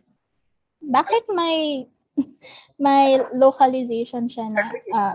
Boils down, for me, I think it boils down kasi to enforcement. For example, if worldwide kasi, di ba, how is the Philippine IPO office going to go after, for example, sa Spain halimbawa, di ba? So the only way then is dapat mag-file ka sa Spain. Before that, if tingin mo it's a good market, then if there's infringement, then it's going to be the IPO office of that country that will go after. So I think part of it is more on sa enforcement. Mahirap kasi, di ba, pag granted ka, paano mo habulin? Di ba? So ang daming, but again, like trademark, there's a protocol na you just file in the Philippines, protected ka in a certain number of countries. I see. So even if there is an implication on the limitation of where the patent was first created, this boils down to how it is being enforced in different regions or in different countries. Also, in terms of patent, we also have this idea of innovation the patent has a couple of limitations to make sure that innovation is actually being promoted as well as competition. I think that's also one of the main reasons. I'd like to add na different countries din kasi have different enforcement rules then when it comes to IP. So for Yeah. example, what we consider, for example, here as inventive, it's possible na sa other countries, hindi sa kanila consider, parang ganun eh. So, magdedepend kasi siya sa approach ng each country na intellectual property office. So that's the difficulty. If you have only one, diba? But Yes. on the other side, advantageous siya for entrepreneurs or technopreneurs kasi if you see a good product in another country tapos hindi siya protected sa Philippines and you really believe na may market ka sa Philippines, diba? Then go. Before nila ma-realize na, malaki pala na market pa Philippines. Kasi by the For the business and the scientific side, being able to somewhat copy it for the other countries actually allows for larger dissemination. And later on, the access for information. On the case of the access of information later on, parang susunod na siya. But the more important thing is how the information has been spread. I think that's also one good aspect, per se bad, in the case of the regionality. But for me, it allows for more access and distribution of the information and knowledge. Okay, so we have some questions here, sir. Sir, you mentioned that Uber being able to invent the process of which the taxi or car process of getting a car or taxi. But how come Grab was able to copy their process? So that's quite a question there. That's a good question. In the case kasi of Uber and Grab, I mean, actually, in reality, when you're a developer, it's really easy man talaga to copy the process of Uber. That's the reality, especially when you're working with apps. The only difference is, sa case kasi ni Uber, they really have, the way I see it, medyo maganda compared sa Grab, mas maganda ang formula ni Uber. And how they computed the fare, parang ganun. Kasi naman nga si Uber, si Grab, baka ganito lang. Si Uber kasi, they really did not say ano yung formula, but if you look at the computations before, mas ano talaga, the way, from my experience, iba talaga yung computation. So you can always copy the process, but at the end of the day, it will depend na talaga on how you market it. Especially in the software aspect mo, mahirap siya. For actual products, yung mga, mayroon ka talaga table, may device ka, mahirap kopyahin, but for software kasi, ang daling i-reverse engineer yung process. So in the case, the process itself, so ang patent nila is on the computation. So even if copy ka ng process, Grab can always argue na iba naman yung computation. Diba? So yan yung difficulty with software. I can almost remember the first session when you talked about Candy Crush and some kinds of game which has the same process, but they have a different approach on how to market it or do it. So it's kind of almost the same as like that. We have Ma'am Ana Karenina said that also patent is applicable to new drug molecules, wherein after 15 years, any other pharmaceutical company can come up with the same molecule but a different drug. Thank you for that information. Awesome. Miss Anna. That's the technique of some drug companies. I think for chemists here, you're probably familiar na yung iba, I think they just add the chemical formula for sugar. Kasi hindi naman talaga yan nakaka-affect, diba? But different na siya na formula. It's the same drug, may sugar lang. So that's one of the way. But you have to also take into consideration na when the patent for the original drug expires, pwede mo na kasi siyang gamitin. The company will usually use a different formula just to continue lang their brand. Na para bang, kunyari, new drug siya. But actually, it's really not a new. And I think this is one of those na sa academe na para open secret siya sa academe. But mahirap siya explain for for the common average person. Parang ganun. Yes. So there are these some sort of technicalities, especially on the written outputs, no? Or the written things in the At least my specialty kasi is mechanical. Mm. Familiar with mga chemical mechanics, pero it's very difficult because you're looking at composition. In my case, ang specialty ko talaga is more on the mechanical and software. I see. We have another question. How about the case of food delivery services in the Philippines? Did Food Panda or Grab Food file a patent for those? For me, it's not patentable subject matter kasi business method. Yes. We automated the order system. Ginawa mo lang sa app. Instead na tatawag ka sa phone for McDonald's. Siguro yung mga discount, but I really don't think they filed a patent for that. No. I'll just add kay Sir Ryan, I think the one product is more of brand. So it's more of a trade. The one town is not a patent, but more on branding. For branding or trademarks or trade services. Yes. Okay. Next question. What if the product has further development or intervention with other inventors without the real inventor knowing it? Will it still violate the patent even if there is an evident change? For example, the concept of food delivery services. Will the original be acknowledged? Again, on the technicalities on these, Sir Jason, no? Yeah, It's a business model, Hansad, if I'm not mistaken. If I have a patent and then someone nag-improve on that patent, most likely, may konti akong rights to that improvement kasi they used my patent. Remember, the patent protection exclude others from using or modifying your product. So they're modifying your product. Even if it's a different inventor, di ba, nakita nila yung device mo, minodify nila. If it's still covered under the patent, mayroon pa siya, nasa 20 years pa siya, then you can file for infringement kasi exclusive mo yun eh. Dapat ikaw ang may right na dapat i-modify, i-modify. So the other inventor, so to speak, they have to really approach you na, look, we saw your invention, tingin namin may flaws here, and we think this can solve that flaw.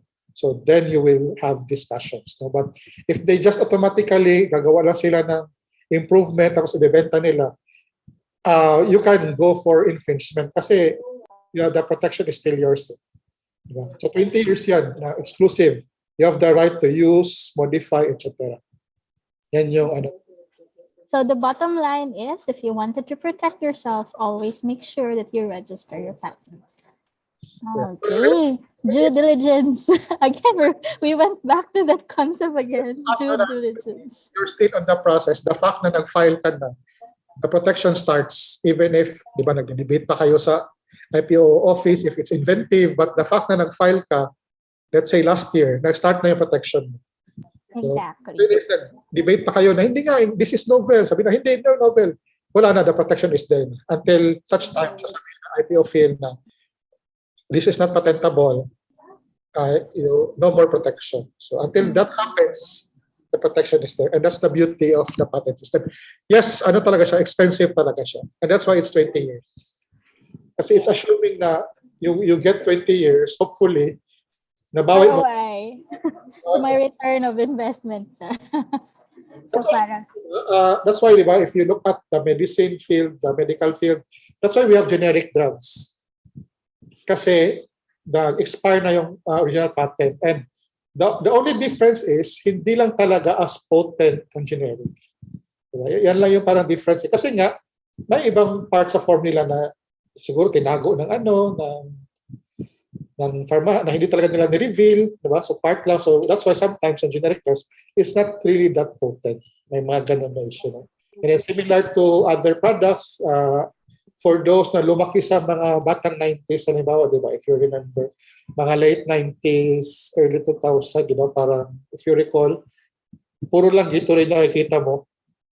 But after that, there was a time na parang lumabas yung mga Powerade. Oo, totoo yan. Basta expire na yung patent na original na Gatorade. Pwede ka na maglabas na similar that. Kasi public domain. So that's the beauty also na may limitations ang patent na hindi siya forever. So, let's wait for other questions if ever. Meron pa bang other questions? If wala na, then the only thing I can say from all of these sessions that we have starting 2 weeks ago is that IP or intellectual property is there to promote innovation, competition, and more research and development in areas that will improve the lives of individuals. And it also assumes that it gives you the power to be protected, especially on the intellectual rights that you actually can gain from being registered. So again, I do hope that everyone was able to learn a lot from the 3 sessions that we have, and we are very thankful that we have a very committed and very active head of the TTBDO giving us the 3 sessions for Patent 101. Okay. So Michael, let's try to call on Doc Nati for the giving of certificates to Sir Jason Nieva. Hello, good afternoon once again. I would like to read this certificate of recognition for Sir Jason Nieva. Okay, this certificate of recognition is proudly given to Mr. Jason Nieva for sharing his invaluable time and expertise being the resource speaker for the webinar Patent 101, Understanding the Process on June 23, 2022 via Zoom, given this 23rd day of June 2022 at UP Cebu, Lahog, Cebu City. Okay, signed by the coordinator. Okay, so thank you very much, Sir Jazz, for sharing with us your time and expertise. Thank you, Taylor. Thank you so much, Sir Jason. And don't worry, everyone, because we have a rerun, probably a rerun for this courses. Again, 3 sessions for the course for patent, for intellectual property. And please make sure that you stay tuned to our FB for further details on the rerun. If you have friends who wanted to know more about intellectual property, please let them subscribe to our FB channel, FB page at UP Cebu Teaching and Learning Resource Center. So some evaluation reminders for everyone before you go. Our evaluation and processing of e-certificates are always automated, so please make sure to type in the correct spelling of your name since this will reflect on your e-certificates. Also, please be mindful in typing your email addresses because it is where you will receive your certificates. And we suggest that you keep a copy of your response in the evaluation for you to verify if you have made mistakes. Always make sure that you click send me a copy of my responses before submitting.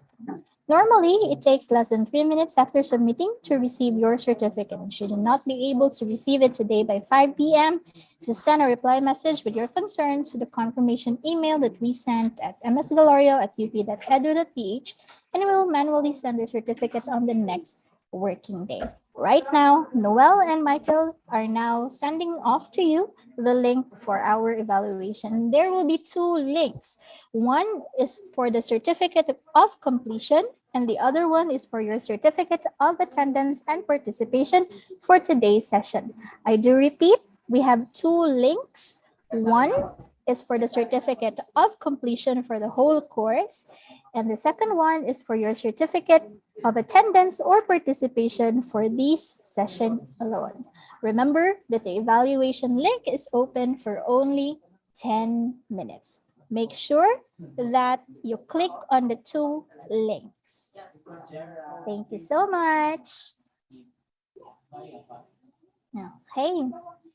Our next or incoming activity for the public webinars for the Teaching and Learning Resource Center would look back onto the work of one of our professors, Ms. Erica May Incabo, on the integration of social media in teaching of literature. And this particular program or session will be more about teaching using ICT, but especially on teaching literature. Miss Erica Incabo is one of our faculty in the University of the Philippines, Cebu, and she is currently teaching in the high school program and also the Masters of Education program. Her researches are on the use of social media and literature. We hope that you will be able to join us in the session for this particular topic on July 22, 2022, still at 1:30 p.m. Okay. Thank you everyone for being with us, and thank you for showing much appreciation to the works of the UP Cebu TLRC and the TTBDO. And also, we do hope that we'll be able to see you soon when you visit Cebu. And this marks the end of the last session for the IP series. We hope to see you in the different sessions that will be delivered or presented to you by the Teaching and Learning Resource Center. Noel and Doc Natty, thank you so much for having me here also. Yes, thank you so much, Ms. Jera, as well. Thank you, Michael. For being with us. Okay. Michael, is it time for us to sign off? Okay. So without further ado, again, this is the University of the Philippines, Cebu. This is Jera, your host, and I am signing off for today's session. Thank you, everyone. Thank you.